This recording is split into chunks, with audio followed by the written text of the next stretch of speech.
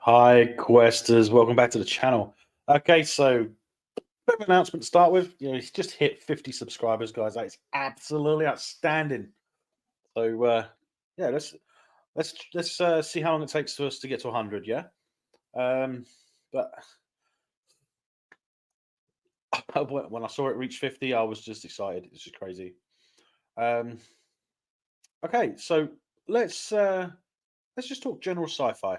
Um, I'm going to talk about one of my favorite sci-fi shows on Netflix. I think. And that would be Lost in Space. Now, Lost in Space is one of my favorite Netflix sci-fi shows. If you've seen it, I think you will agree with me. It is an outstanding show. I wish we were getting more of it, but it's just how it stayed true to both the original and the movie. It was incredible. I mean, the Jupiters they were shaped very similarly to the movie Jupiter, and the design was outstanding with the compartment in the middle to withstand impacts and radiation and stuff. It was really really good.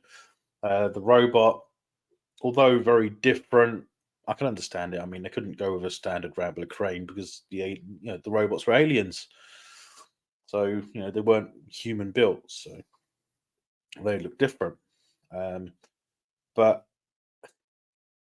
I mean, there's not many really good sci-fi shows, especially lately. But Lost in Space is definitely up there with some of the best. Um, but I mean, it doesn't compare to The Expanse from season two onwards of Expanse. So it's on to the except for the last season of The Expanse, it was a bit rushed, I think. And yeah, I mean, I always look forward to sci-fi, especially new stuff, and and occasionally we get let down. I mean, you got Foundation, which looks absolutely spectacular, but there's a problem.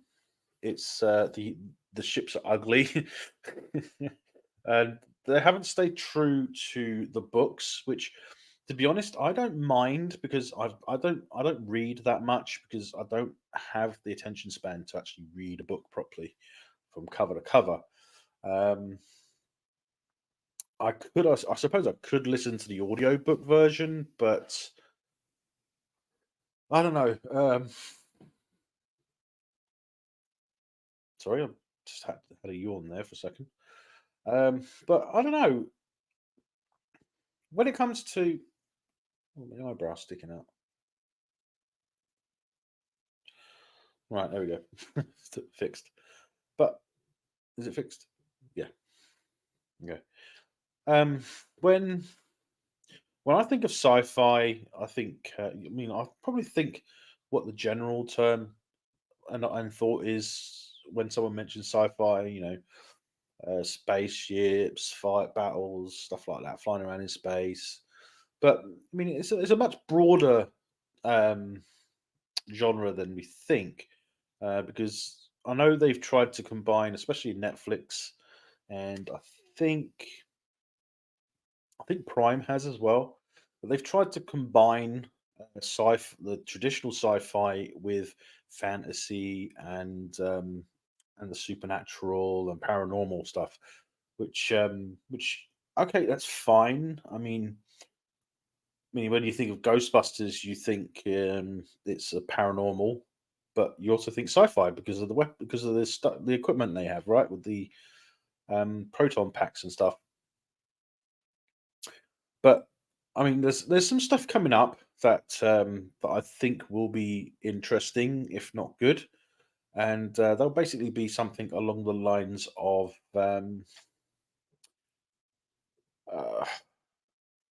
of the new Stargate, and there is rumors and stuff going around about some 80s show revivals, like the A Team, Knight Rider, Airwolf. This comes out after the fact that they were talking about rebooting. I don't know why I'm yawning. It's crazy.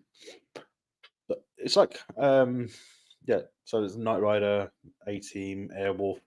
And like I said, they're coming out after the fact that that rumors begin, and I'm not. I think it's been confirmed, but there's going to be a Blue Thunder TV series reboot. But the thing is, I'm not sure if many people remember, but in the 80s there was actually a Blue Thunder TV show. It might have been the 90s, possibly the early 90s. Um, it's like when the Airwolf continuation was in the 90s as well. I think with Hawk's brother. Um, but it wasn't as good. Same with the Blue Thunder. It wasn't as good as the movie was. So the fact that they want to reboot them and bring it back, um, as someone who grew up watching them, I would say, yeah, yeah.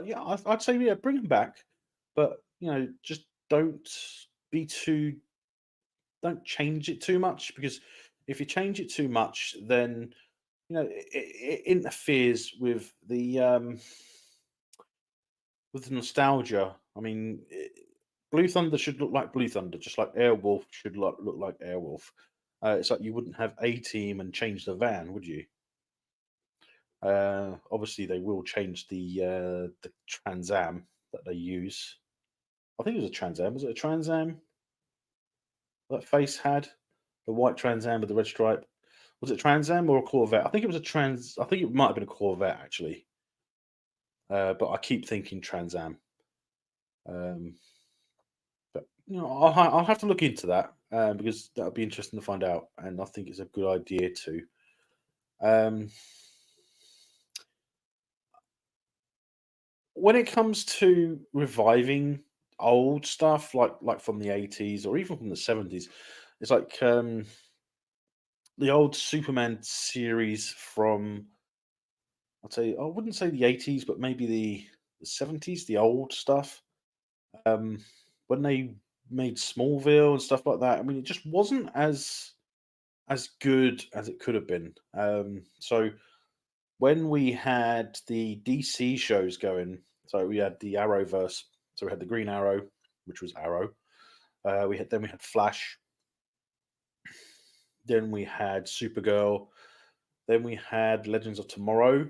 Now a lot of those were not that good. I mean, I never really liked Legends of Tomorrow, but the only time I actually liked all the shows together was during the crossover episodes, because the crossover episodes were by far the best episodes of those shows. So when we had the Flash come out, and it was the Flash with the Michael Keaton, Michael, was it Michael Keaton? Well, the Keaton Batman, and we had this new Supergirl. I was just like, really, a new Supergirl? I mean, Supergirl isn't even that old, you know. Um, and Supergirl needs to be blonde. I think I've mentioned that in a previous video. But I mean, that's how I feel. That's what I think, and I'm pretty sure that a lot of people would agree with me on that. But I just there are things going on in sci-fi right now that the production companies think they have to throw money at it. I mean, look what Disney have done with Star Wars. I mean, okay, that's more fantasy, but it is technically sci-fi fantasy, so it is under the sci-fi genre. But when it comes to Star Wars, I'm talking about sci-fi, and I'm wearing Jurassic Park, which technically is sci-fi. Um, but when you think of Star Wars and even Star Trek, I mean, they're throwing hundreds of millions of dollars at these shows and movies and stuff, and we're not getting much to show for it. But I mean, I wouldn't say it was terrible though. They're not terrible shows, but I mean, they're not good. They really are not. Um, but when it comes to sci-fi, I used to have this one opinion on what sci-fi should be. I'm not sure if I should mention it, but I mean, sci-fi to me was always a possible. Sci-fi was always a possibility. I mean, all science. all scientific breakthroughs are science fiction up to the point. So um, I used to think that sci-fi should be along the lines of something that we could achieve in the years to come, like space travel, like The Martian. That's a level of technology we're not far off of the Martian level of tech, right? So all we need to do is build a ship. Then we've got that technology, right? And I know Elon Musk is working hard to try and get to Mars to colonize it, but that'll be another video, I think. Um, sorry, sorry about the yawning. I don't know. I'm not. I don't think I'm tired. I'm not really tired. Um, I think it might just be oxygen or something. I might maybe I'm not taking in enough oxygen. But yeah, I'm not sure how long this video is going to be. It depends on how it goes. But when I saw that it was 50 subscribers when I logged in before this live, I was just, oh my god, I finally hit 50. Now, originally 50 was going to be the goal before I start doing live videos, but I decided to do live reactions and stuff. So kind of threw that out the window. But 50 subs, and I was just so happy. It's a huge boost in confidence. And I mean, I love that you guys are actually you questers are watching my content and liking it for the most part. Um, but I know that there are lots and lots of people watching my videos, but but they're not subscribing and they're not hitting their like button. But that's not a huge issue. It would be nice, but you know, it's your choice at the end of the day. So I can't force you to do it. Um, I I would rather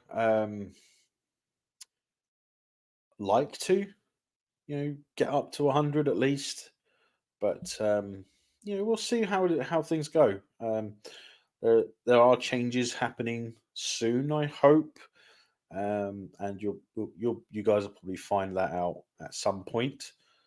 But if if that does happen, like I hope it does, then it's going to be a huge boost, and it's going to help me out greatly. It's going to be really good. But I mean, I can't say too much about it because I don't know how it's going to go or what's going to happen yet. But hopefully, it will be fine and work out good. But saying that, there are aspects of making these videos. Um, I would always like to have people in the chat and watching my lives, but I mean, like I said, I can't force people to do things. I can only putting a live out is basically me asking you if you would like to watch me or listen to me talk or even if you want to comment or chat. I mean, that's outstanding. I really wouldn't mind that.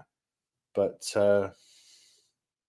as it stands, I mean, sci-fi is one of my passions. I mean, I really do like sci-fi, but I like good sci-fi, if that makes sense. Because good sci-fi is rare and far between right now, and it's not particularly easy to get started talking about it because you piss off one set of fans and to make one set of fans happy, but you're always going to be pissing someone off. I mean, it's standard. I mean, that's how it works, right? So if I say something like, "Oh my God, Strange New Worlds was really bad," then I piss off certain fans. So if I say, "Oh, Star Trek was amazing, but Star Wars was terrible," then I piss off another set of fans. But I don't want to say that either one is terrible. But I do have to say that in a lot of cases that they haven't done great. They haven't done a good job. But I mean, it's not. it's not the actors. I mean, I don't blame the actors for anything in productions because I mean they're the actors. They're there to do a job at the end of the day. They're there to read lines and be on camera. But it's the producers, the directors, and the writers. They're the ones that make the mistakes, right? Um, I mean, there are cases where you would have an actor who would actually talk about how this character would likely say this, and then they might, and then the director or someone might go to the writer, and the writer might rewrite that sort of that line or that word. But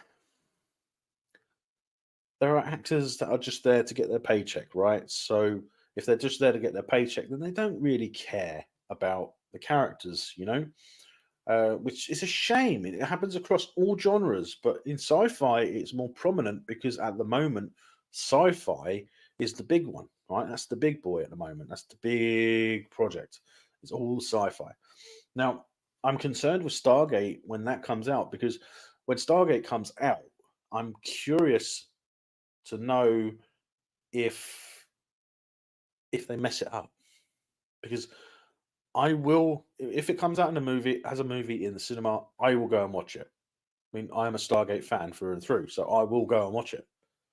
I mean, I like all the Stargates, even Origin. I mean, I liked that. It wasn't good, it wasn't great, but it was Stargate, and as Stargate, I enjoyed it because you can enjoy things that are technically bad because you don't. But I mean, the thing about Disney with Marvel and Star Wars is completely different, right? Because they've got someone in charge who is, by definition, trying to kill the franchise of Star Wars, right? I won't mention names, but I'm pretty sure you guys will know who I'm talking about.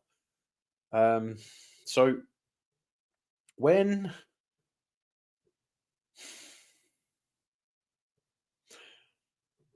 when you get a show like, say, let's use this as an example. You get a show like Ahsoka. Now, it's a Marmite show. For those of you outside the UK who might not know what I mean by Marmite, Marmite is a yeast-based sandwich spread or that we use in the UK. It's basically the same as the Australian Vegemite. It's a vegetable yeast-based product. Now, it's a 50-50 thing.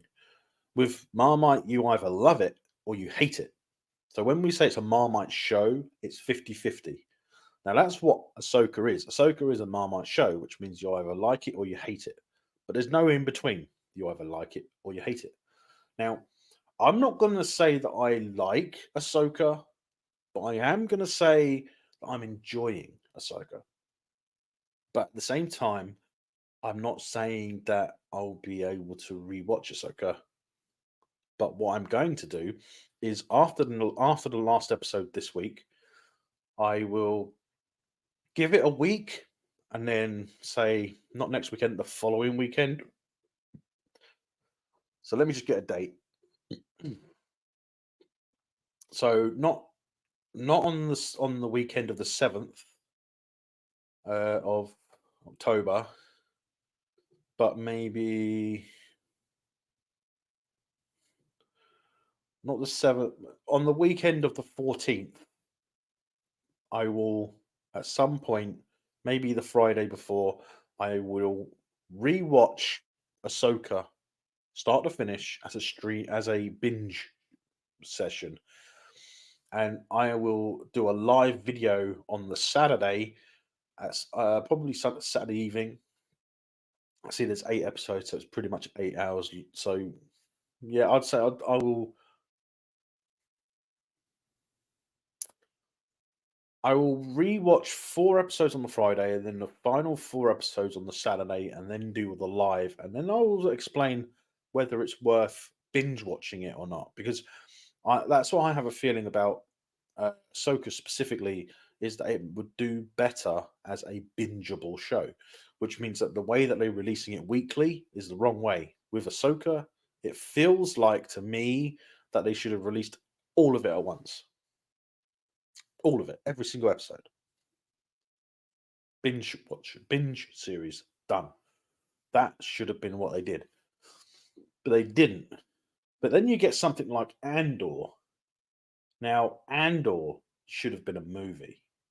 That should not have been a series, because I know there are a lot of people out there that loved Andor, and I'm going to say I enjoyed watching most of it, and I liked some of it. It's like the bit at the beginning and the beginning and the end. All the stuff in the middle didn't mean anything to me. I didn't really like it. So it's not a bingeable show. Kind of like unlike Silo. When Silo was out, they were releasing it weekly, and yes, there were most of the episodes were quite boring, but each episode had an important part of the story in it. Um, so if you say missed one or two episodes, you'd have to go back and watch them to understand what's going on, because you'd start watching, um, say, episode 5 without watching 3 or 4. This is just an example, it's not a suggestion. So if you haven't watched 3 or 4 and you start watching 5, you'd be like, well, what happened? Why are they in this situation? Because you've just missed 2 episodes. Because there's important parts in Silo building up the story to the end. Um, which is which is good. We did not have that with Andor, which is why it was a pretty bad show, because it was pretty boring. But it did have its high points. It had the good episodes at the beginning and good episodes at the end. But everything in between, most of it was unnecessary. We didn't need it, right? Um, Now, let's talk about Star Trek a little, because Star Trek is different. With Star Trek, um, we have a canon issue, which we don't technically have with Star Wars. I mean, there is Star Wars canon, it does exist, but they are not following canon. But with Star Trek, like Strange New Worlds, Discovery, they've always said from the start that it is a canon show, that they are canon shows, but they're not. Discovery pissed on canon. Strange New Worlds absolutely shat on canon. Don't get me wrong, Strange New Worlds is a good show. It's a good show. It's enjoyable to watch, but it isn't great. It isn't so. It's some of the. It isn't. So, it isn't what it could have been, right? Because especially now, we've only had 2 seasons, and it's already encroaching on canon, right? Now this is a problem, because between Strange New Worlds season 2 and TOS, there's that time, there's that gap there. That's where the next series of Strange New Worlds will be. But I think that season 3 of Strange New Worlds will be it. I don't think we're going to get any more after season 3, because when it comes down to it, they're going to end up doing um, Star Trek Academy, which is going to be the Discovery based. So it's going to be, well, when is season 5 of Discovery even coming out? Because I mean they've postponed it, so I can't remember when it's going to be coming out. Let me just do a search and see if I can find out. I think IMDb would know, wouldn't they? Let's see if they've had an update on Discovery. Oh dear, someone doing the splits whilst being held in front of a guy's face. What a thing to open up on. Oh yeah, Star Trek.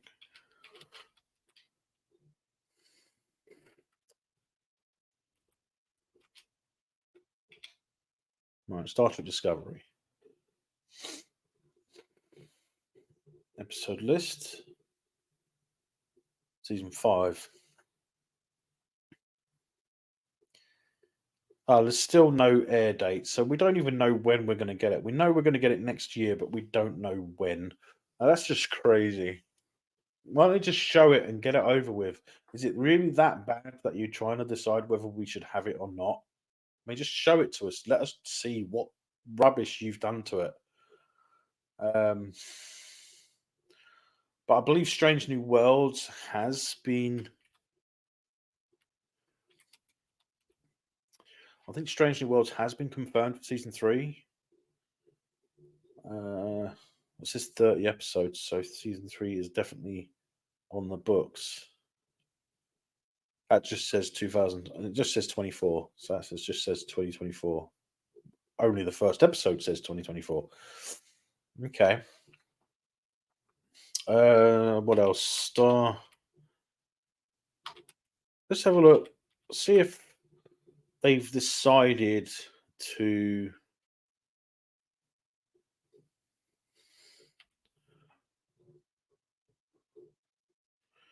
Oh, look, it's Andor. It hasn't even got Star Wars in the title.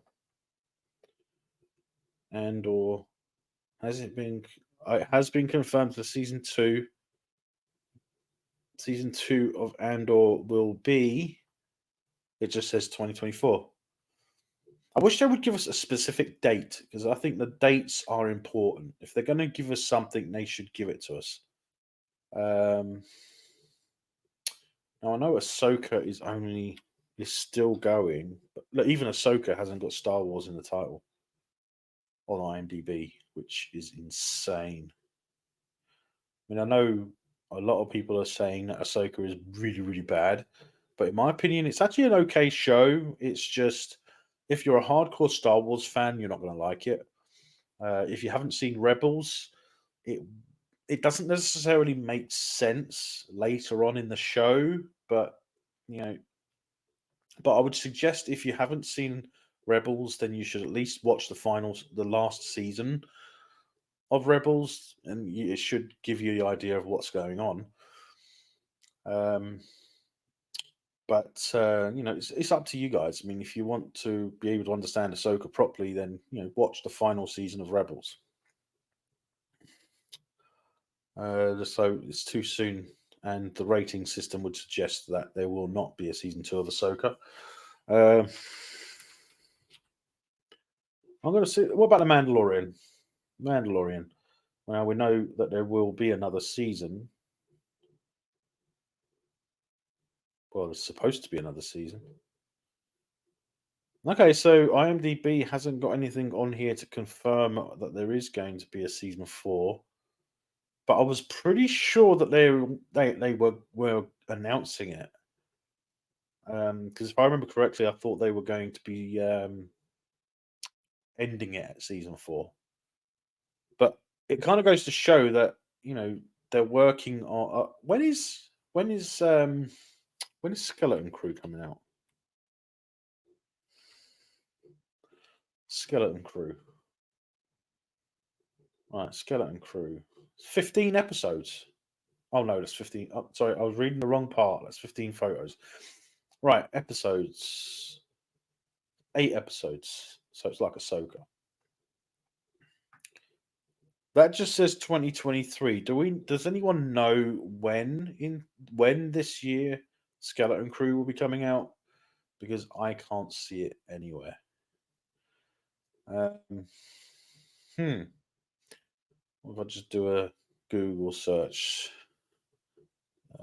When will Skeleton Crew come out? All it says is 2023. It was announced in May. It was announced on May 17th, 2022, under the code name Grammar Rodeo. Be set after Star Wars Episode 6, Return of the Jedi. Well, that's kind of like all the other shows. It's like Andor's not it is a prequel. So Ahsoka, Mandalorian, Book of Boba Fett, and Skeleton Crew, they're all set after Return of the Jedi, which makes sense because they're a sequel to they're a sequel to the original movies, but they're a prequel to the sequels. I know it's confusing. Don't pay attention. But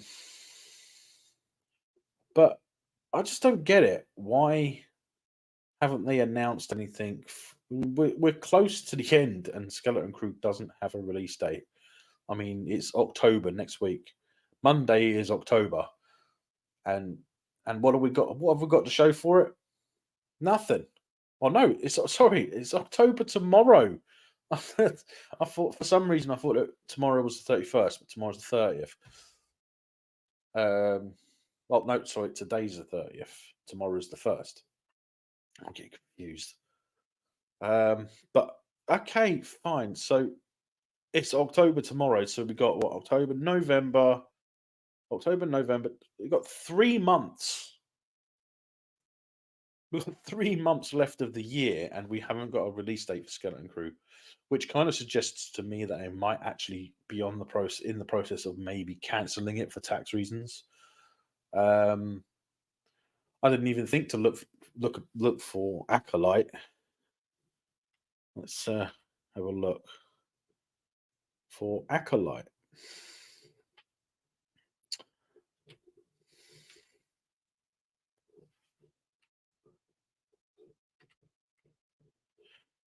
That says 2024.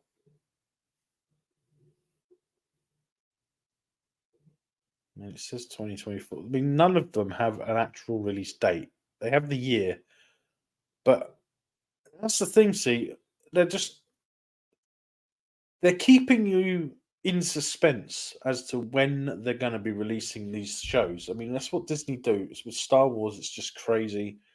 Um, even Star Trek. I mean, they're not giving you a release date. We know it's coming out. We just don't know when. Sorry about that. I mean, I'm going to keep yawning. I don't know why I'm yawning in the first place.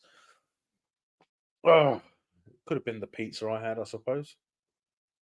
But I don't see why a pizza would make me yawn. Um, right.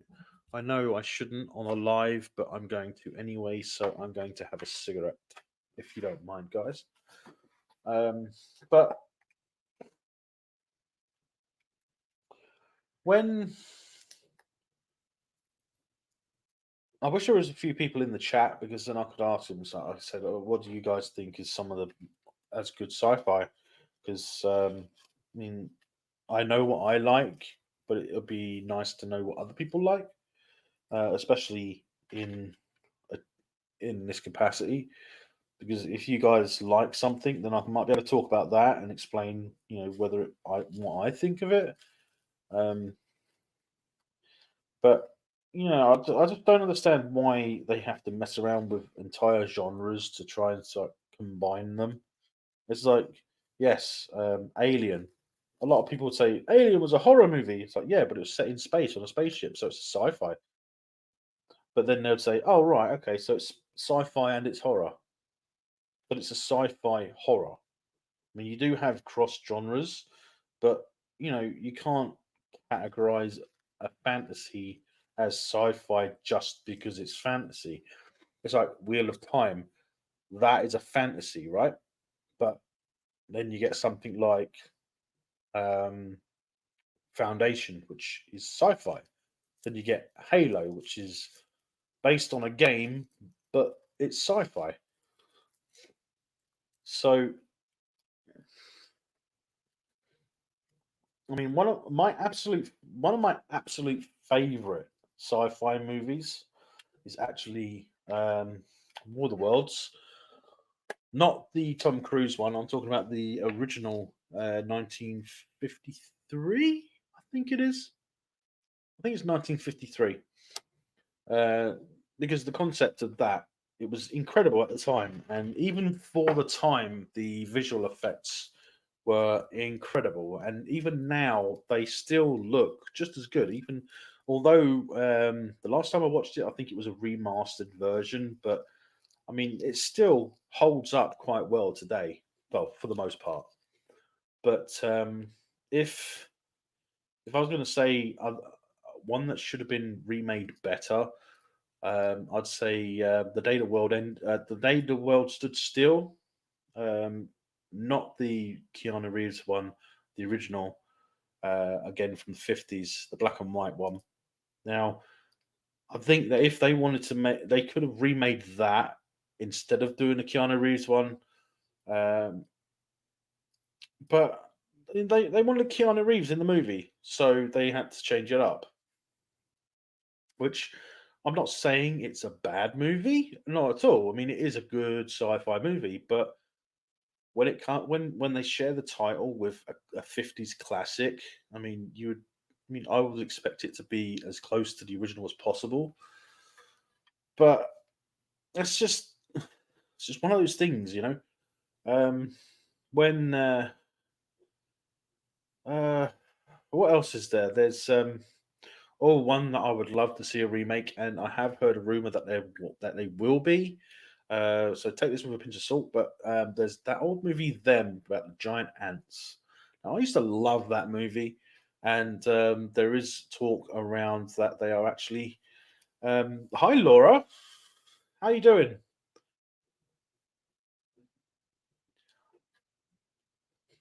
How you doing, Laura? It's nice to see you. Nice to have you on my life for a change. Yeah. So where was I? Ah, there. Yeah, them. I mean, I'd love it if they do remake it, and there is talk of them actually considering it, and I hope they do, because I think them deserves a remake as long as they stay true to everything. You know, it'd be outstanding if they can. It really would. Um, just there's so many classic sci-fi's that I would love them to remake. Thanks, Laura. It's great to having you. I I am quite passionate about sci-fi, and you know, Laura, what kind of what's your favourite sci-fi if you have one? Because I mean, I have quite a few, and yes, see what else was there? There's so many. I've got to try and think through them. It's just Stargate, is it? Just Stargate. I just hate this delay which YouTube has between StreamYards. That's your absolute favourite. I don't blame you. Stargate is outstanding. I mean, I love Stargate, but I love my classics as well. I really do. Oh, the 78. Yes, definitely. I absolutely love that. That's the main disappointment I had with the remake because I thought the Battlestar should have looked did a lot more like the original. The Pegasus was closest to the original Battlestar Galactica that they could probably get, but I kind of missed that they didn't use a more original type of Battlestar. But did you watch the Battlestar Galactica 1980? Because I remember watching that. That was terrible. Uh, so I mean, I actually a lot of people will probably disagree with me, but I actually liked Buck Rogers in the 21st Century. But not because he was a male chauvinist, misogynist pig, but because I thought it was actually good sci-fi as a kid. But he was very much a male misogynist.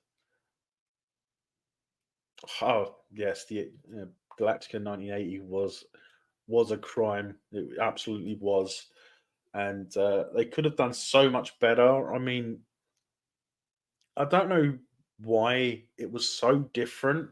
I mean, it didn't have to be so different. I mean, it could have been so much better.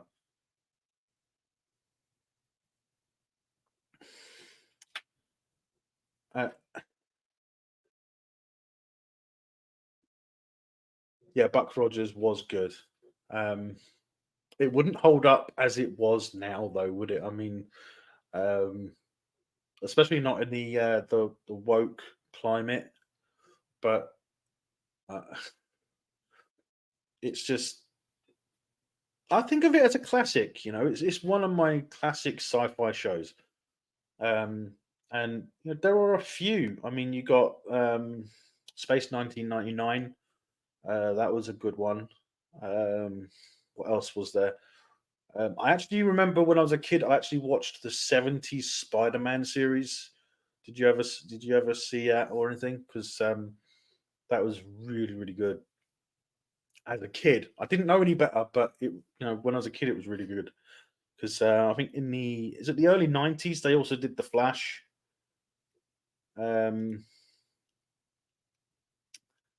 yeah, I think it was in the early '90s.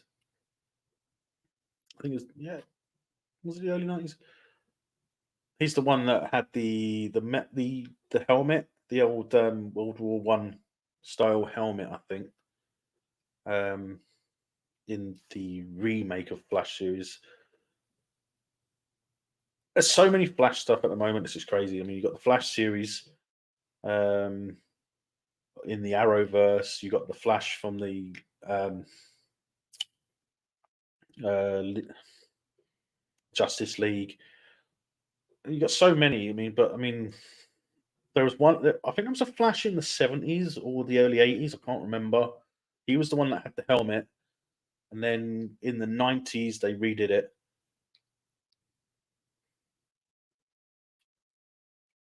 I'm a weirdo. I'm a weirdo. Loved sci-fi, but never got into comics. I didn't get into comics either.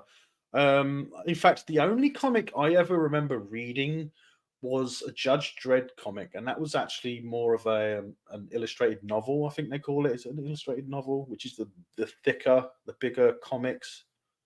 Um, but I only ever had one of those, and there was one of those that I really wanted to get my hands on. I wanted to get my hands on the Judge Dredd versus, I think it was, yeah, Judge Dredd versus the Predator. That's one I tried to get my hands on, but I couldn't. Um, but I mean, the concept of Judge Dredd going up against the Predator was crazy, just like RoboCop going up against Terminator. But they even had an illustrated comic of that, didn't they? Some of the crossovers they could have done were crazy. I mean, Alien versus Predator crossovers were comic books and computer games a long time ago, long before Alien versus Predator came out on DVD, came out in the cinema. Um, but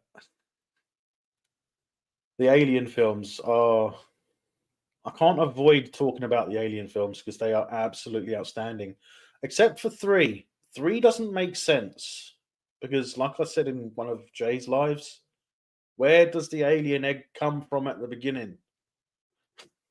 This is never ever brought up, and I'm pretty sure that he would never have mentioned anything if he was actually involved. But it didn't make sense at all. There's nothing there that shows where the egg came from. It's just hanging there. Oh, I just don't know. But Alien Resurrection was not that good. But I mean, it's an Alien film, and when Alien came out, I had a huge crush on Sigourney Weaver. I don't know any guy that probably didn't. Um, but I don't know. It's just insane. And I mean, I keep saying that there's a problem with sci-fi these days, and it's not so much the actors' fault. It's the writers, the directors, the producers. It's everyone behind the scenes, behind the camera. They're the ones that make the mistakes, and it all starts up where the budget is. When they talk about the budget and they decide, oh, I'm going to throw 300 million into this film, and it just turns out to be really really bad and flops in the box office, and then they're just like, oh, we'll shrug it off. Don't matter. Uh, but but that's my description of Disney, especially now. Um, but yeah, it's just I uh, I really do love a good sci-fi, especially a classic, especially a classic. I mean, you got Logan's Run, that was a classic. Um, Well, I think I did hear that they were going to do another Logan's Run remake. I think I can't remember for sure, um, but I think it's been in the talks for a while though. Um, I know that there is a kind of a remake of Buck Rogers in the pipeline somewhere, but it's not going to be the same as the one in the 80s. It's going to be more like the comic books from the 30s, I think. Which, in my opinion, is wrong because it's not. They weren't even called Buck Rogers. I think they were called. Were they were the Adventures of William Rogers? I think it was because Buck Rogers' real name was William Buck Rogers, but they called him Buck.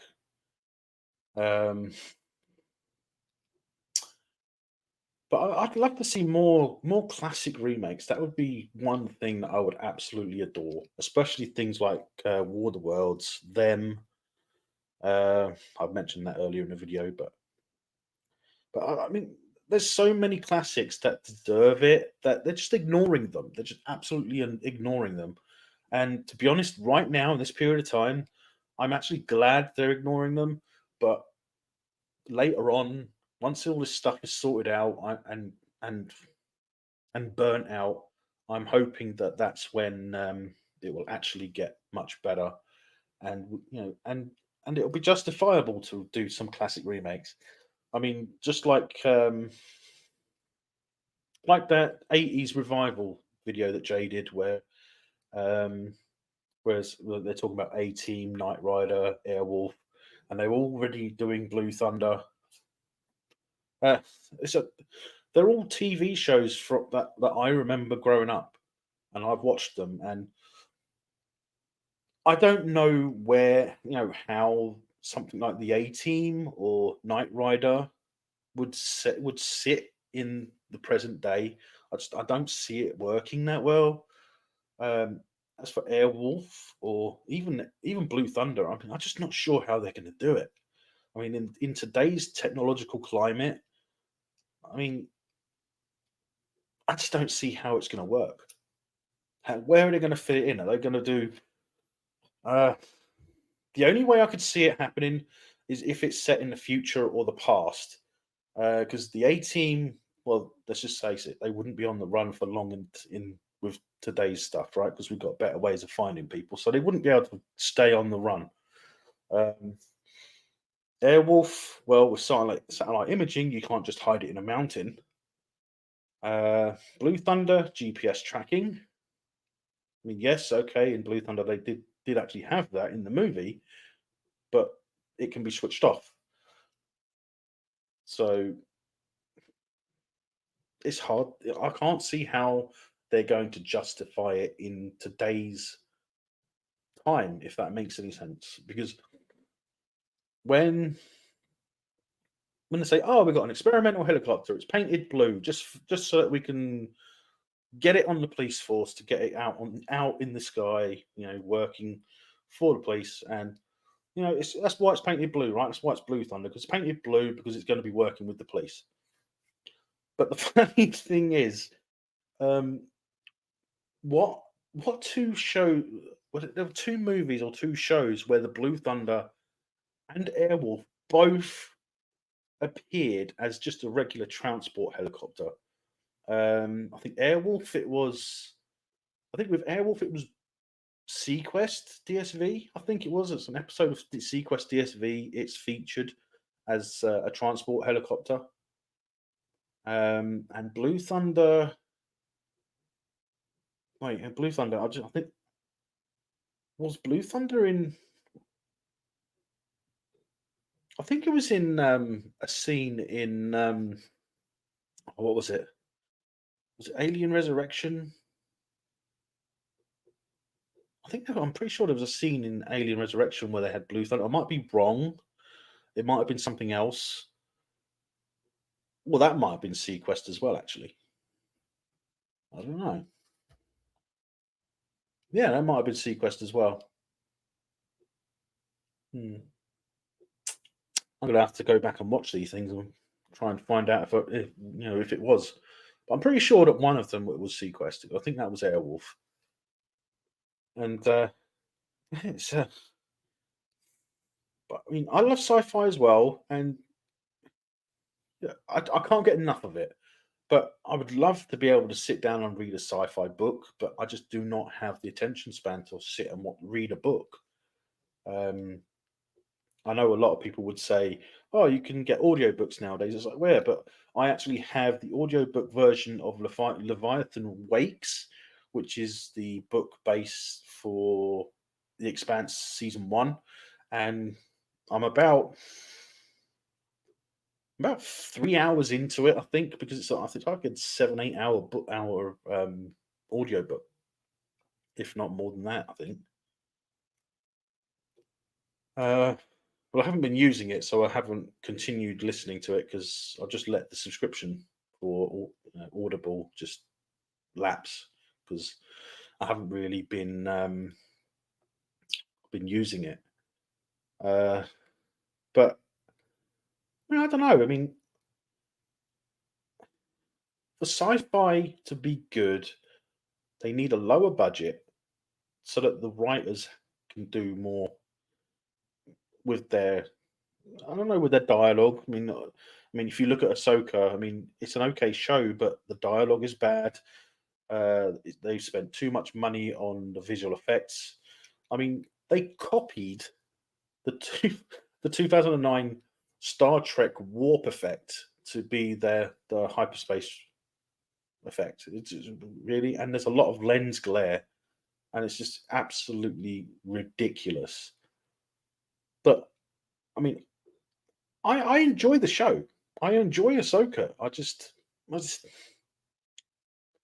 yeah. But if you fall asleep to them, then you can't listen to it. That's the thing. It's like when they used to say, "Oh, you can learn Spanish while you sleep." It's like, does that really work? Do you really Can you really learn Spanish by listening to it in your sleep, or any language for that matter? Because I mean, it is what they say to. I mean, I could fall asleep, listening to it, full stop, but I'm not going to remember it in the morning. But But I mean, I wish I could read a book. I mean, I've even got the first three books from the Expanse universe in the other room, and of course they put you to sleep. Yeah, I know they put. Yeah, I know that. It's just I remember the old trailer for audiobooks. Like they used to be advertised as "learn a language while you sleep," and it's like, well, can you do that with a book? No, I don't. I doubt it actually worked. I don't know anyone that learned how to speak German or Spanish when they slept listening to it, because it's about repetitiveness, isn't it? It's about the best way to learn something is to hear it and then try and speak and try and say it yourself. Because exactly. But I mean, I like when I was in school. Um, I was given a choice of two languages other than French because French was in standard curriculum. So we had a choice. I could learn German or Urdu, right? So I thought, I'll be different to everyone else. Everyone's going to go for German, so I thought, well, sorry, I'll go for Urdu. And when when I said, "Oh, I'll go for Urdu," and the teacher actually said, that's for people who already know how to speak Urdu. And I was just like, well, what's the fucking point in them learning it then if they already speak it? Why learn a language in school that they've learned at home? If that makes sense. I mean, it's just funny in my head because it's a way for us to. I thought it was a way for us to learn to speak their language. Not for them to speak their language that they already speak. Because I mean, if we go to college or university to learn to study English, it's not the English language that we study, is it? It's in the UK, especially here. It's English history more than anything else. It's like when we go to learn English, we learn to we read the best books, that sort of thing.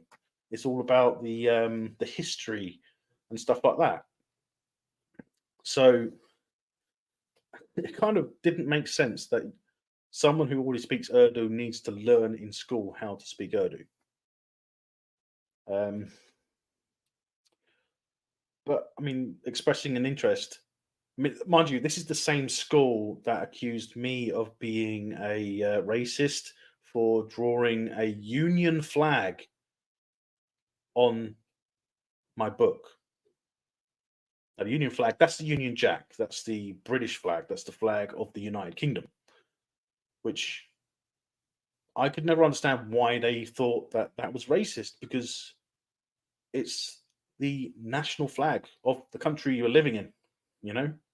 And I said to him, I said that if I drew the George Cross, which is the English flag, that would be completely different because that's a representation of the National Front, which is kind of like uh, I suppose it's the equivalent of the Ku Klux Klan. Basically, it's white purists or whatever they call themselves these days.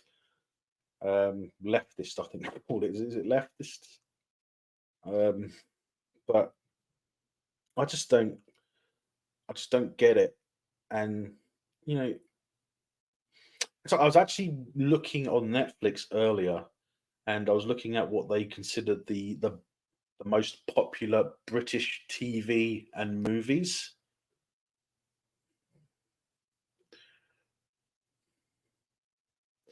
And it's different in the US. It's different in the US, for sure, but we study English the same way. My mum passed her language requirements by taking the language she spoke at home. Exactly. Um, but I mean, you don't. I mean, if you express an interest in another language when it's on the curriculum, so you have the entitlement to actually apply to start learning it. But when they say you can't do that because because everyone else is going to be able to speak it and you're not, well, isn't that the point in trying to learn the language because they speak it and you want to learn what they're saying? You know.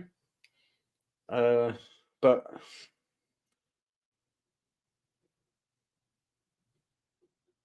I mean, I just couldn't understand why they would treat you like that. I mean, why do they even do that? I mean, it's just ridiculous. Um,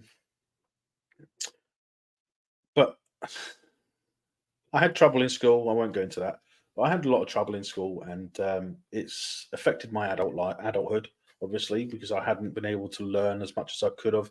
I mean, I originally wanted to be a fighter pilot in the RAF, but when stuff happened at school, it kind of interfered. It interfered with my grades, so to speak, and I did. I ended up not even taking my GCSEs, which is the equivalent of your is it A levels.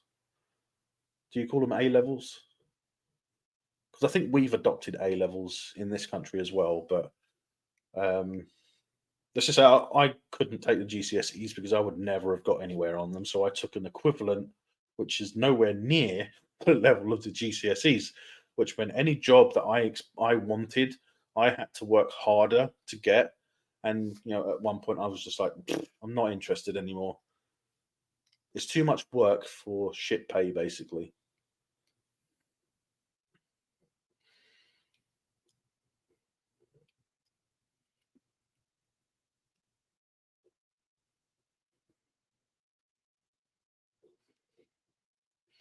So I went to high school in South Florida. How do you think the kids who didn't speak Spanish at home felt? Exactly, exactly. I'm pretty sure that they would have felt similar to me, being surrounded by people in school speaking Urdu, not knowing what they were gonna, not knowing a thing that they were saying, but then hoping at some point to be able to learn the language so that I could find out what they're saying and have a conversation with them.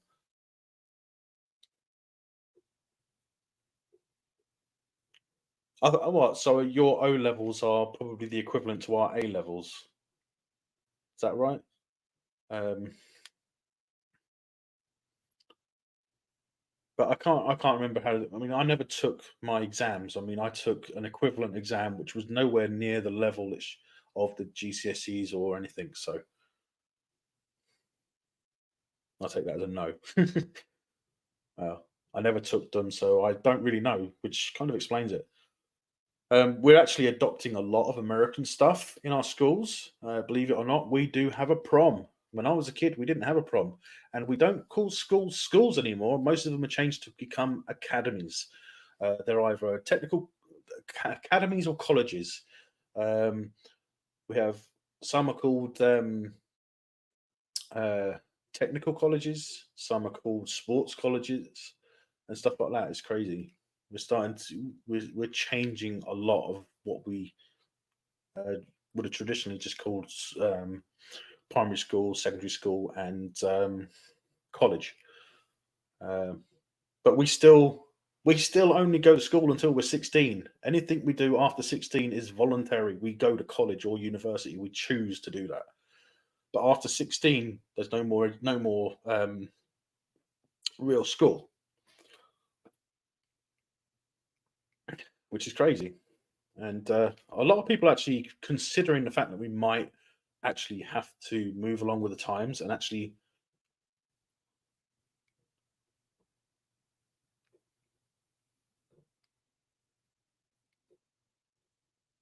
I think the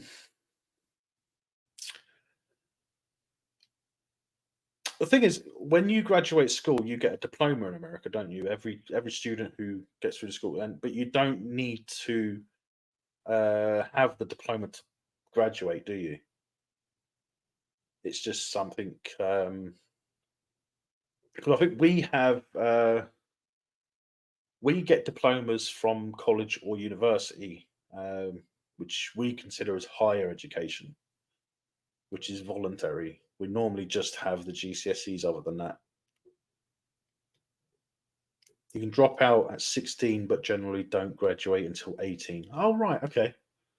I didn't know that. Um, I didn't know that. But that's drop out. That's voluntarily leave without continuing your education, though, isn't it? That's choosing not to. Whereas over here at 16, that's it. You no more school. Okay, that makes sense now. That makes sense. Um, oh, there's something I wanted to say something about the. Have you, Laura? Have you heard of the sycamore gap tree, also known as the Robin Hood tree from the Prince of Thieves?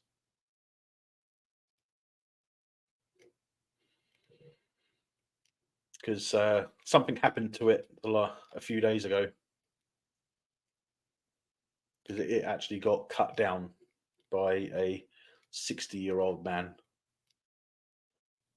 who was arrested for it. That's a 300-year-old sycamore. But that's besides the point. That's not sci-fi. But it's just something that happened. I mean, I was actually disgusted by it. It was disgrace. It's a landmark. It's a 300-year-old sycamore tree right up against Hadrian's Wall, which was built in the Roman times to separate the north from the south. So, yeah, it's kind of like it's what the Game of Thrones wall was based on.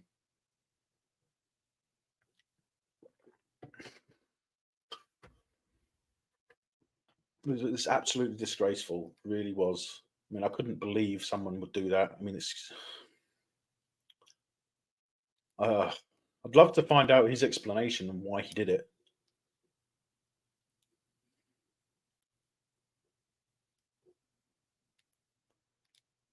Anyone else here to complain about what we're talking about? There's at least one other person, but I don't know who it is because they haven't messaged or haven't commented.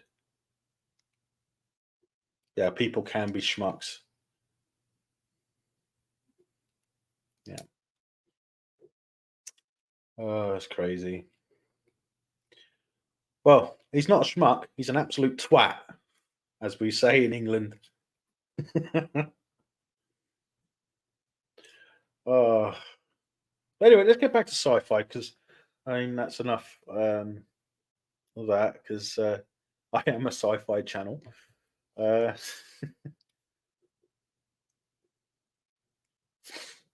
Um, what other sci-fis can I talk about? Oh, uh, Laura, you probably don't watch any of these, but have you noticed some of the amazing animated, oh, the amazing anime that they've got on Netflix lately? We got like we used to have quite a bit of Gundam, but we had that new version of, was it Ultraman? That's actually pretty good. Falling Skies was amazing. I loved that. I was actually sad when it ended. I thought to myself, "Oh, come on, got to carry on." There was so much more they could do. I absolutely loved Falling Skies. I thought that was exactly how it would happen if that happened. I mean, that's what I was saying earlier. I was saying earlier that that sci-fi always used to have a basis in reality. It's like this. It's something that could happen, if you know what I mean. It's one of the original aspects of sci-fi. It was a possible future. But I mean, Falling Skies. I didn't like a lot of the references to uh was it the historical references.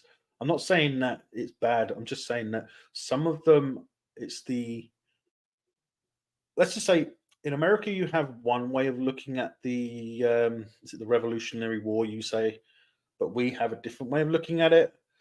But we don't usually like to contradict each other, if that makes any sense. Set in your hometown. Wow. Yeah, but didn't they go back a couple of times in Falling Skies, didn't they? They went back to that town.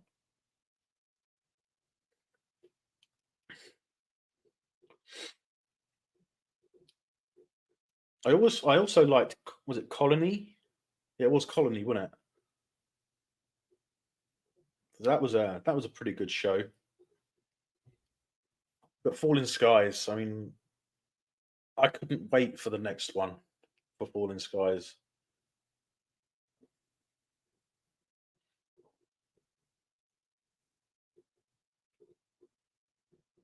Nice. It was shot in Canada, but supposedly one of the streets was a block from my house. Sometimes when I hear Americans or Canadians or someone say it's a block away, it kind of confuses me because we don't measure it in that way. Boston. You're a Boston girl. Nice. That Massachusetts? Boston, Massachusetts? Is that right? I can't say it right. Massachusetts. Nice. I'm sorry if I butchered the pronunciation. It's just that I don't say it often. It's like we don't really meant talk about individual American states. Um, so it's not something that is common to us as in a conversation, let's say. But yeah, that's interesting. You're a Boston lass. Didn't they? Did they film a season of that really weird Outlander series in Boston, or was that New York?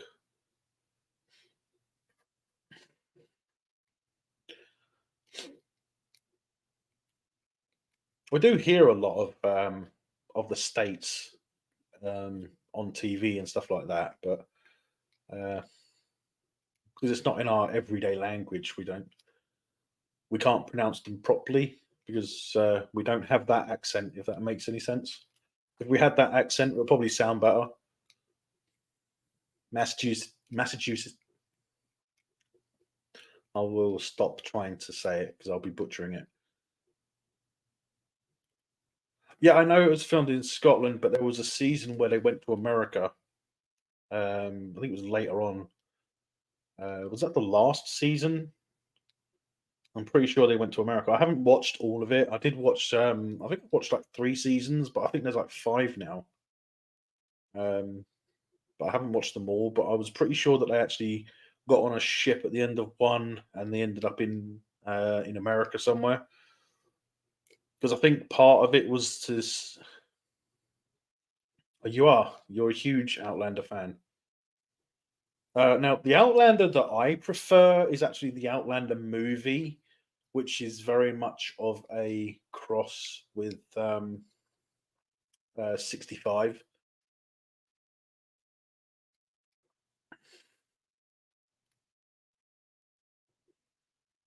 So they're halfway through season seven, are they? For some reason, I do like the theme tune, the traditional Scottish. Is it um, the Sky?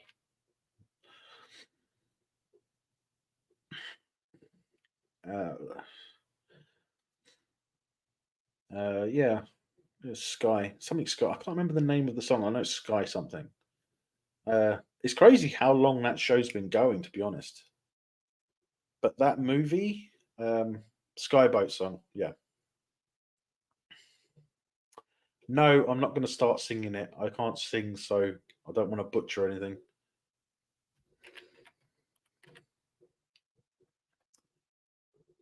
I'm a terrible singer, so no. Uh,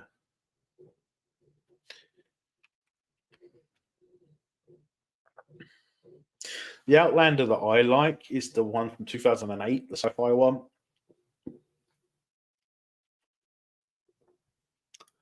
I thought that was actually a very interesting movie, to be honest.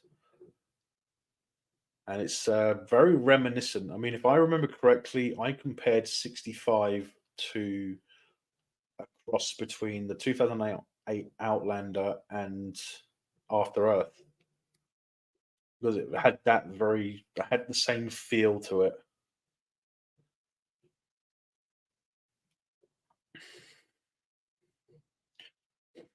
The thing is, I'm actually surprised at how much folk music we don't listen to locally. I mean, if I came to America and we went to, say, a bar, the likelihood would be that there would be someone singing Western music, right, or country music. But when we go to a pub or a bar, they're more likely to be playing some random style uh, rock and roll if they've got a band at all. Um, so, I mean, you'd think that we would have more traditional music played in, like traditional folk music or something like you would hear in, say, a show, say like the Sharps series, which I loved that series, but that's not sci-fi.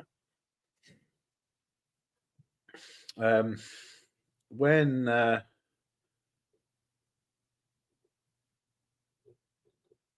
can't even remember the last time I went to a pub. Oh, you play rock and pop, rock and pop. Yeah. Okay. That's whatever's on a jukebox. Yeah. Okay.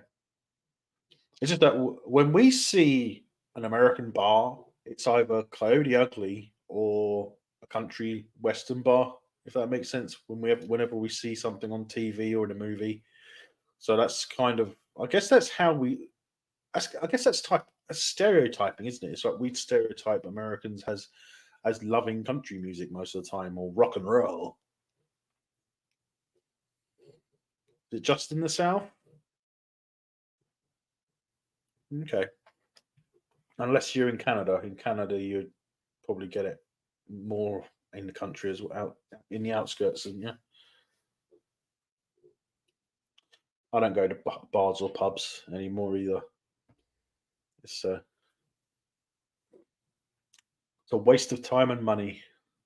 The atmosphere has changed because we've banned smoking in all public houses, which is every single pub. You're not allowed to smoke. So anywhere you anywhere you congregate with public, You can't smoke. It's against the law now, which is crazy because in a pub, especially in a small town pub, the atmosphere was including smoke, so you would always have like that smoky atmosphere with loads of beer and laughter and crap music. But you don't have it anymore.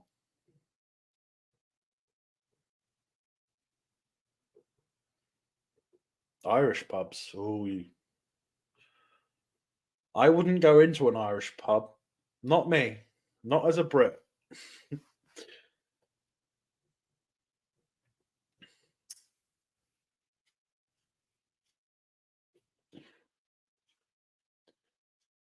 Well, I think in some parts of America, it's absolutely illegal to smoke in public, isn't it? I mean, you can't even walk down the street with a cigarette in some places. Like, I think is that Los Angeles as well. You can only smoke like in the privacy of your own home or car or something. Is that right?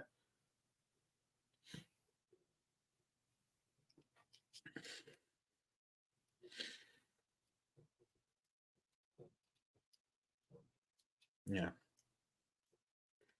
But I mean, should probably get back to talking about sci-fi. To be honest, uh, what about? Hmm.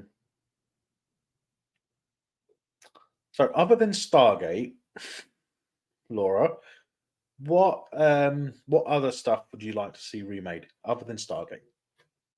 But obviously, I wouldn't like to see it remade. I want to see it continued, but obviously, because if I was to say one that they should absolutely remake, it would. I would say it would be the 1953. Is it not? Yeah, it is 1953. War of the Worlds. An absolute remake. I mean, complete the same script, tone up. Deal with dialogue, make it more modern dialogue. Uh, but keep the war machines the same.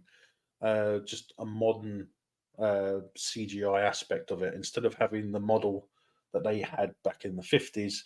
Use a completely new version of it, if that makes sense, but keep it as true visually and audio. The weapons will sound the same, but just dial just the dialogue, adjust the dialogue to more modern references. I think that would be a lot better for a remake.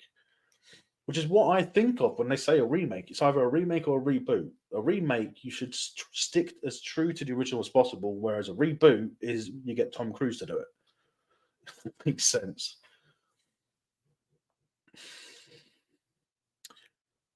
Because I really hate it when they mess with the classics, especially like I've said before, the day the Earth stood still. I mean, I'm glad that they haven't messed with the day the worlds collide. And what was the other one? Is it when the world burns or something like, or when the world catches fire, something like that? I mean, some of these films are classic films that would be good to have come back, but it's just with some modern tweaks, if that makes sense, because they really do deserve it because they're classics for a reason. It's like when Monarch comes out, I'm going to absolutely adore that, regardless of whether people say, "Oh, it's rubbish, it's absolute crap." I'm just going to be like, "You think it's crap, but me, I quite like it, regardless of how bad it is." Because I like monster movies as well. I mean, um, all the Godzilla movies, right away from the start, from the 50s onwards. It doesn't even matter if they don't speak English or I haven't dubbed it in English. I don't care. I love them. I love the bad visual effects of that guy in the suit fighting another monster, which is a guy in a suit. It was funny as well as enjoyable. But then you get Hollywood gets hold of it and they turn Godzilla into this spectacular, spectacular version. And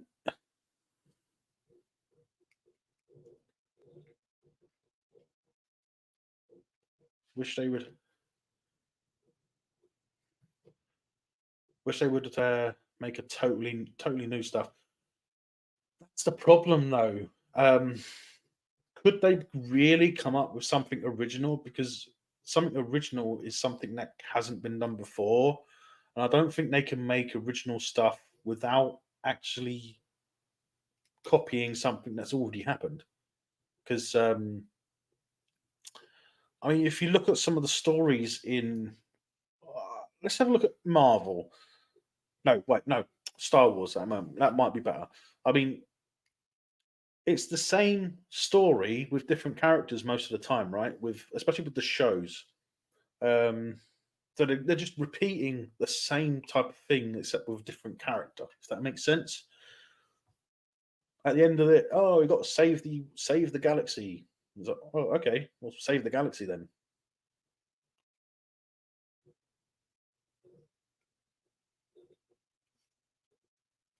It does. It does sound like mental laziness, yes, but it's just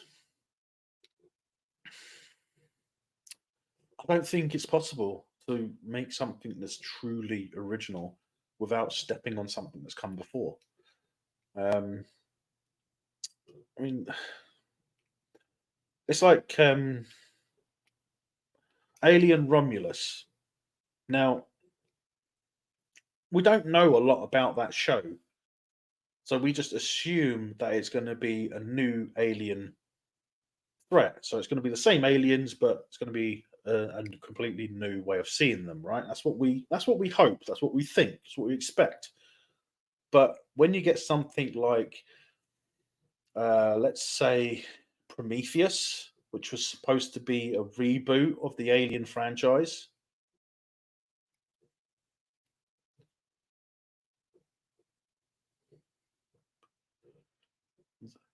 Are we saying that everything has been done?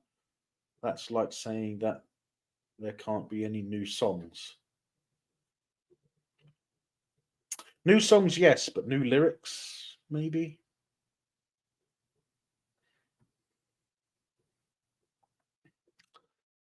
But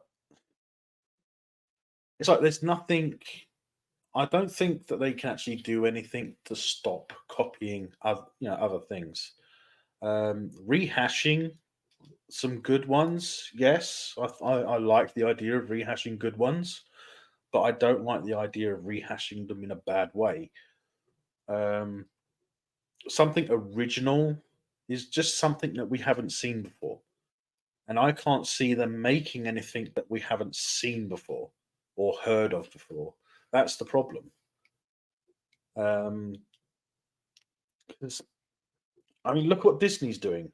Their way of making something different is to just change the skin color, change the gender, and it's just well, you're changing the skin color, you're changing the skin color, the hair color, you're changing everything to something that people didn't care about. So I watched a video on YouTube of someone saying about Ariel in the new Little Mermaid, and said that there's a black woman with a black daughter, and she's playing with an old Ariel from the animated film, and and it's just she's using her imagination. That's what Disney used to be. It used to allow children to use their imagination and see the world in a different way. But I mean, as for doing something original, I just think that if we haven't seen something original now, that then I doubt we're going to see anything original anytime soon.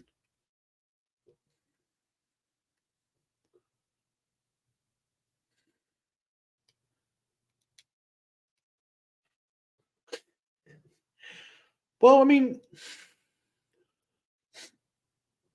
they could surprise us, but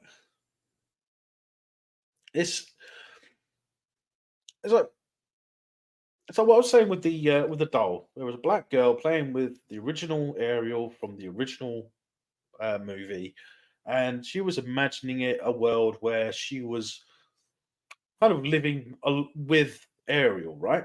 That's the whole point, so that they can use their imagination and mess around and play, and and just be whatever wherever they want to be, right? So the color of the skin, uh, what what gender they were, it was never an issue until now. Um, so because we've got all this gender stuff happening now, Disney in particular, and uh, and Paramount are doing it with Star Trek as well. But they're imposing everything on us. They're like, it's like the way things used to be done is wrong. We need to change the way we're doing things. It's like, fine, you can pose that, you can suggest that, but just completely changing your entire view on what we want as consumers, that's the bad idea. But when it comes to something original, I don't know.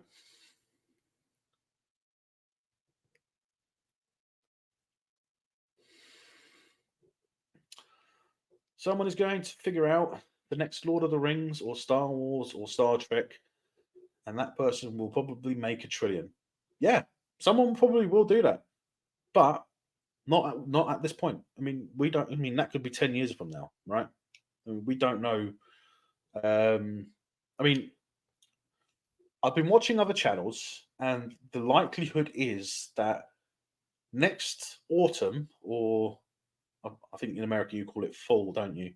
So next fall, KK will have retired by that point because her contract will finish next fall.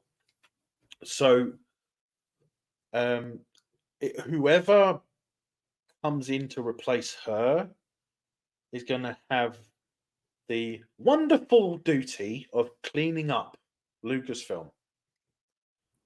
And as a result, we may or may not get some new original Star Trek, or we might get the Star Wars. Sorry, not Star Trek. That's something I'll be getting into in a minute. It's okay, you understand British English. You mean English English. The Queen, sorry, the King's English now, as unfortunately we did lose her, the Queen. But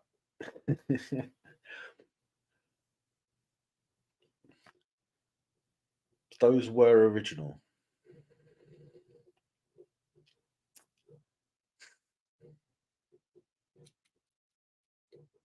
So you lost me there. What was original?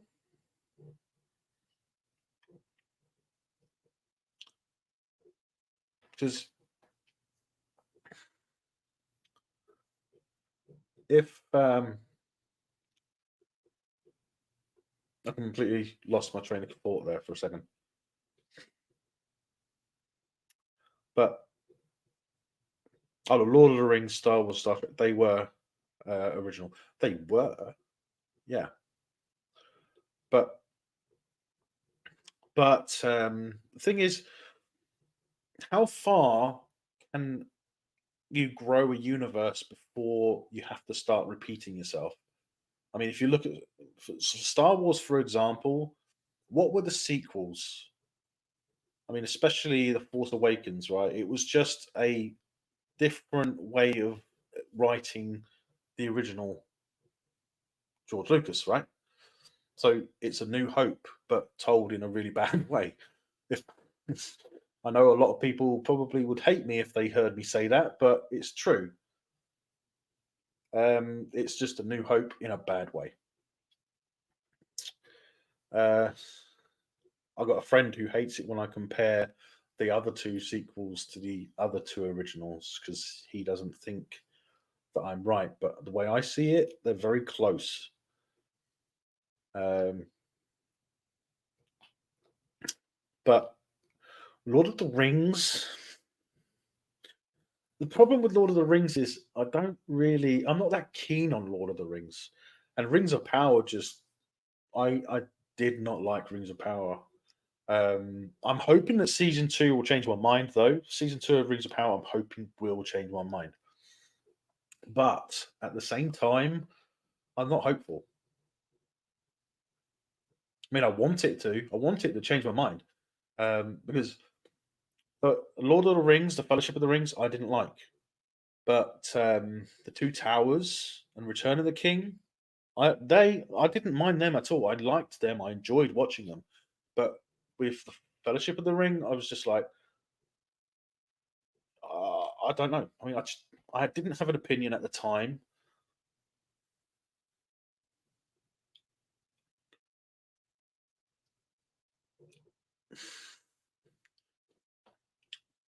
SGU. Back to Stargate, huh? Cheeky. Uh, the thing about SGU is they tried to be too different, if that makes sense. It's like they were completely changing the way that they made the show. If they had stayed to a more traditional style, it might have done better. But the problem is, Rings of Power is sick. Yeah, Rings of Power was terrible. But like I said, I'm hoping that season two will change that because Amazon have actually, I think they've been quoted, if I'm right, they've been quoted as saying that they know how bad Rings of Power was, so don't expect the same for season two or something along those lines. Which I'm kind of hoping that they're right.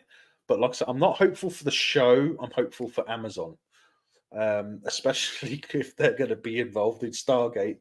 I am hopeful that they're going to improve Rings of Power just because they're making Stargate, or at least they're paying for Stargate. Uh, but yeah, Rings of Power was terrible, absolutely terrible. But how many people watched it? Oh, it's crazy how many people watched it. Um, as for SGU, I think, like I said, that I think they were too dramatic with the changes for the style of the show. And like I said, I mean, if they stuck to a more traditional way, the same way that they did with Atlantis after SG1, I think it would have been such a better show. I really do. I think it would have done a lot better. Um, but I mean, I think the whole point was that we were supposed to be seeing it through the Kino's eyes, weren't we? The Kinos were supposed to be flying around, and I think that's the aspect that we were supposed to see it by. So it wasn't actually like a normal camera scene. It's more of the shaky camera because it's supposed to be floating in the sky, in the air around them, right? So it's supposed to be the Kino filming, not a guy with a camera. I didn't manage to watch those. Is it the Kino tapes that they made for SGU? The Kino logs or something they call, is it logs? I never got around to watching them because there was there's so many of them. I think there's one for every episode, isn't there? But I would rather watch SGU than say have to watch Andor, if that makes sense. So I mean, SGU does have pluses. I mean, if I watch Stargate, then I watch every single one of them. From I might skip most of season one, so I'll start with the Children of the Gods, and then I would maybe watch the last two episodes of season one. But then after that, I'll watch pretty much every episode. But I know which ones I like and I know which ones I don't like. So any episode I don't like, I would normally just skip because every show will have episodes or aspects that you just don't like, right?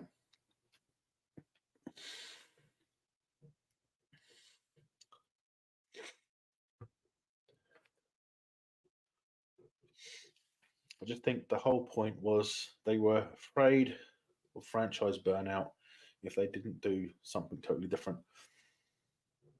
Well, yeah, like I think it was earlier. I think it was on the live earlier that Jay did. I think he even mentioned um about that, didn't he? Yeah, but Thor's Hammer is actually one of the ones I will watch.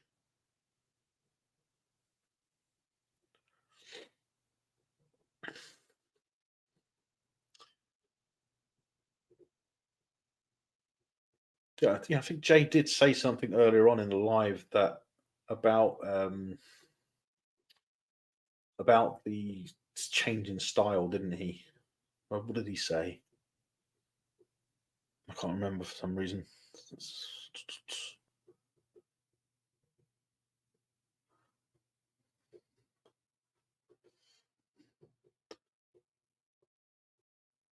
Oh, yeah. Franchise burnout is what's happening to Star Trek. What's happening or what's happened? It's not so much that it's burning out. It's more that this. It's more to me. It's more the canon stepping. It's like they really are. They really are just stepping on what came before. Right now, um, I think Strange New Worlds has been renewed for season 3, hasn't it? Think I think I looked for that earlier, and I think that's what I saw. I will check that quickly though.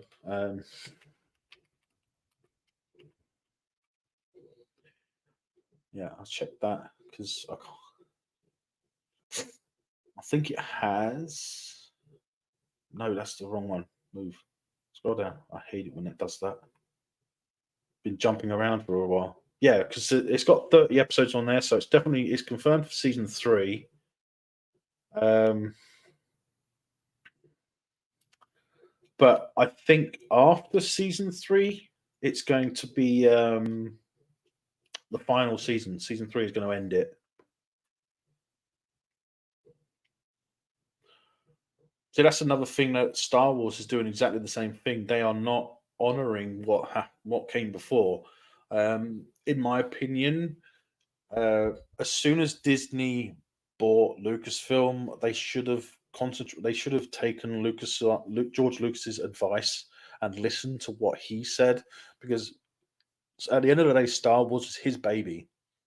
Now, anything that George Luke, if I was someone who say bought Lucasfilm instead of Disney, not that I could, I haven't got that kind of money, but if I was a representative of the company that bought Lucasfilm, say, I would listen to George Lucas.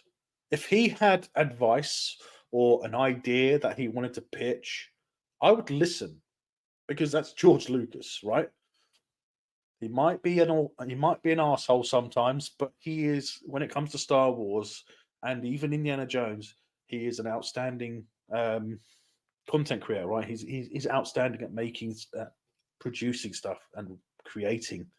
So if they listened to him, because he did actually give them notes for Force Awakens, and they didn't listen, and look what happened.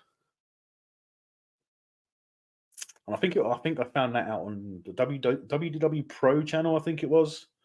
So it's not just me. It's literally anyone. Um, so um, when they started making mistakes with Star Wars and Star Trek, it's just yeah, you got to listen to the people who created the franchise in the first place, right? Um, it's like if Gene Roddenberry was alive, do you think Paramount would ignore him? I don't think they would ignore him. They wouldn't have the nerve, would they? They wouldn't have the balls. They would cave and say, "Gene, please come and save us." But I mean, Disney won't do that with George Lucas. The good thing is that Amazon are not at that point where they've done many mistakes. They have made mistakes, but fortunately for them, they haven't made mistakes that they can't come back from. Like with Rings of Power, season 2 of Rings of Power, they can revitalize Lord of the Rings, right? They could revitalize it, and they could completely remove what came before. So they can actually remove Rings of Power season one, and it could start afresh from season two if they do it right. Yeah, but they still wouldn't have the balls to say no to Gene, would they? They may have hated him, but he could be a he could be an asshole, right? He could. I mean, if he said something, you would listen.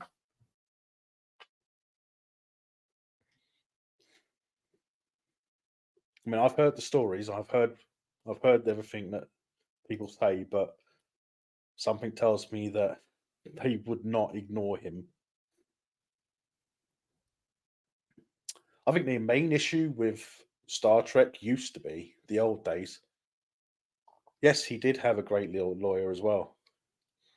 Um, but the mistake was, I think one thing that actually was a mistake when it comes to Star Trek was when CBS and Paramount broke away. Because they always used to work together with Star Trek, and then all of a sudden they went their own way because one side wanted the movies, one side wanted the series, right? So they broke away and went separate directions, but they wouldn't share IP.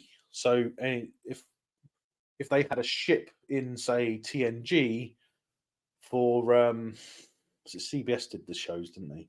I think it was CBS that did the shows. So CBS did the ship for the Enterprise for TNG, the Enterprise D, and CBS had the A.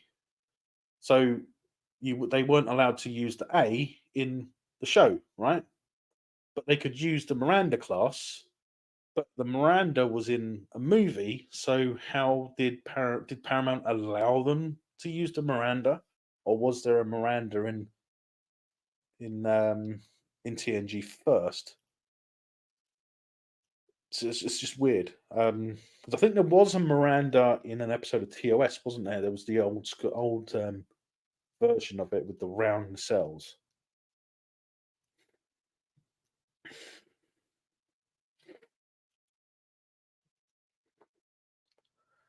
So, wow, this has been an hour and 42 minutes.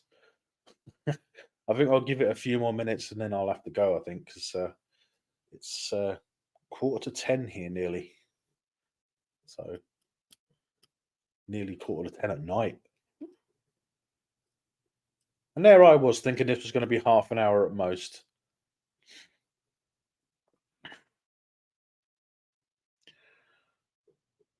Yeah, a lot of it was intellectual property, but yeah, that's the thing.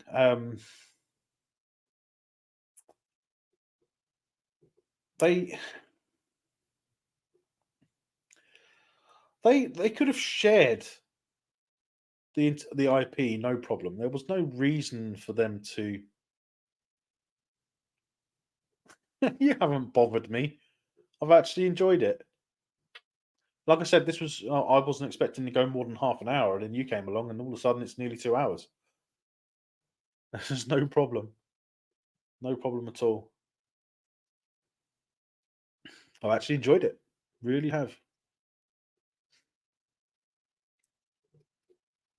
So yeah,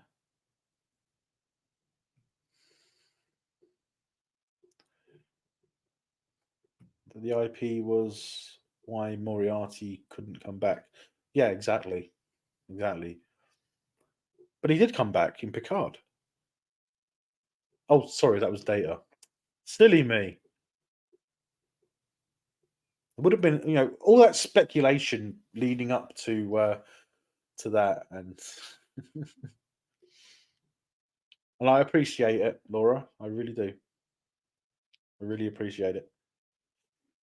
But yeah, Mm. The IP issue is something that I was always concerned with Star Trek because, I mean, they had collaborate. I can't bloody say it now. Collaborated in the past, and I couldn't see any reason um, why they couldn't have. Why couldn't we have an Enterprise A? Well, a a Constitution refit in DS9 or something. They could have. they could have paid for the rights to use it, you know. And I'm pretty sure that if there was money involved, it's perfectly fine. It's just paperwork, right? So there's no reason why all we got was Excelsior classes and stuff like that.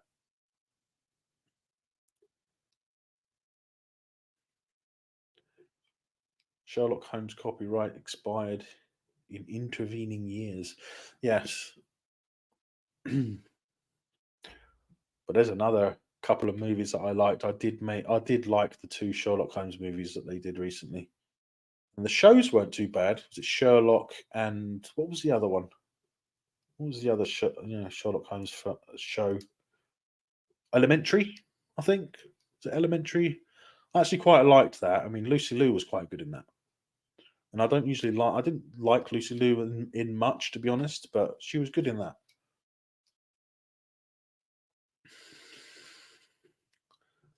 Yeah, I think it was Elementary, wasn't it? Yeah. But okay. Yes, it was. Okay. Um, well, I'm afraid I think I'm going to have to call it a night. It is now 9:45 in the evening. So, okay. Okay, Laura, no problem. Take care. It's nice, great having you here. I hope to see you again soon. Um, I'll at least be in the chats in Jay's videos and Harris's videos, and see you around. And take care. And I will see everyone next time. So until next time, guys, may the Schwartz be with you.